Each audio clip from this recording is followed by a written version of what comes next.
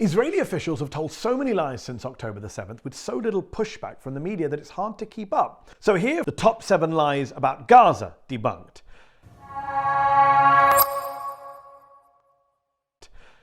Lie number 1. There was already a ceasefire on October the 6th and Hamas broke it. You see it said everywhere by Benjamin Netanyahu, by Hillary Clinton. They all say it, and yet it's completely false. Just 2 weeks before October the 7th, Israeli airstrikes hit Gaza for the 3rd day in a row. And on October the 4th, Gaza Strip protesters received bullet wounds to ankles, medics report. Does that sound like a ceasefire to you? Even over in the occupied West Bank, before Hamas's attack on October the 7th, Israeli forces had already killed a record 234 Palestinians. If there was a ceasefire in place before October the 7th, nobody told the Israeli military.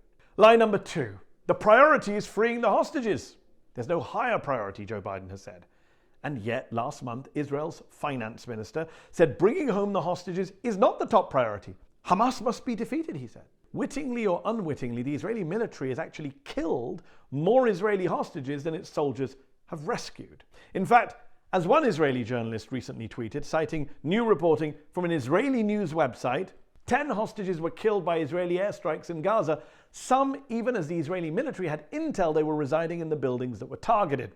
The IDF reportedly killed their own citizens and then lied and said they died in, quote, Hamas captivity. But sure, it's all about the hostages. Lie number 3. 40 beheaded babies. How can we forget the most emotive and most offensive lie of this entire conflict? A lie that went viral and was repeated by the President of the United States, who falsely said he saw pictures of beheaded babies, even though there weren't any.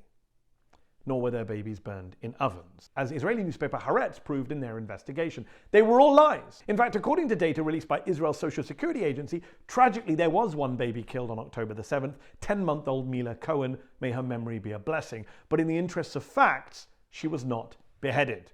Now, one baby killed is one baby too many, a tragedy, a crime.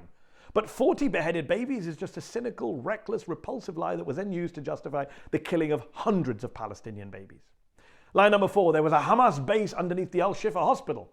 Remember this video from the Israeli military claiming Hamas's main headquarters were under the hospital? Wow, an underground lair straight out of a Bond movie. To this day, we have yet to see any evidence of such a headquarters under Al-Shifa. Sure, as the AP has reported, the Israelis found a pair of metal cots in a room fashioned from rusty white tile. They appeared to be out of use. Meanwhile, the Washington Post said the underground rooms found by Israel showed no immediate evidence of military use by Hamas, and Israel has provided no hard evidence that Hamas was using the hospital as a command and control center. The Israeli military lied so that they could attack more hospitals under the same false pretext.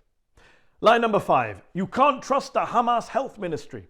Remember what Israeli spokesman Mark Regev said to me on Peacock back in November? The Gaza Health Ministry says Israel has killed more than 11,000 people in Gaza, including a record number of children. Let me finish my question. No, but you can't say that. No, but you said you have to say the Hamas-controlled Ministry of Health in Gaza. I don't have to say what you asked me to say. Why mention Hamas-controlled every time? Because you can't trust the health ministry's numbers, right? Except the Israeli military does. The Israeli military has secretly found the Gaza Health Ministry's casualty figures to be reliable and even uses those numbers for its own intelligence briefings. Oh, and the world's most famous medical journal, The Lancet, found no evidence of inflated mortality reporting from the Gaza Ministry of Health. Lie number 6, there is no hunger in Gaza. That is an exact quote from an Israeli defense official. And it's a lie, obviously. Ask the parents of poor Mahmoud Fatou, the 2-month-old baby who starved to death recently in Gaza. According to the World Food Programme, 4 out of 5 of the hungriest people in the world right now are in Gaza. And lie number 7, the Gazans getting killed today elected Hamas. They voted for them. Put aside for one moment the bin Ladenist logic that says if you vote a way I don't like, I get to kill you. It's just not true that Gazans elected Hamas. It's a lie. Half of the population of Gaza are kids under the age of 18. Most of them weren't even born when the last elections in Gaza took place nearly 2 decades ago. And even in those 2006 legislative elections, Hamas didn't win a majority of the votes cast in Gaza. So, again and again, the Israeli government and its supporters in the West tell brazen, shameless lies about the war. And so again and again, we must call out those dangerous and deadly lies, even if others in our media won't.